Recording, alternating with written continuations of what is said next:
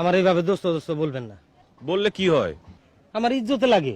কেন দোস্ত, আমরা কি তোমার বন্ধু হওয়ার উপযুক্ত না?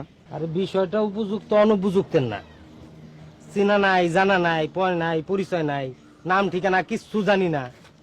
তাছাড়া আপনারা কোন ধর্মের, কোন বংশের, কোন গোত্রের, আস্তিক না নাস্তিক, মানুষ না মানুষের রূপধারী, ভদ্র না অভদ্র, বন্ড না সাধু, চালাক না পাগল, কিছুই জানি না আমি।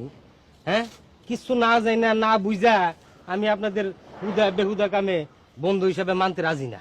ওকে দোস্ত, তুমি তাইলে আমাদের পয় পরিচয়, নাম ঠিকানা, গোত্র, বংশ, ধর্ম সব জানো?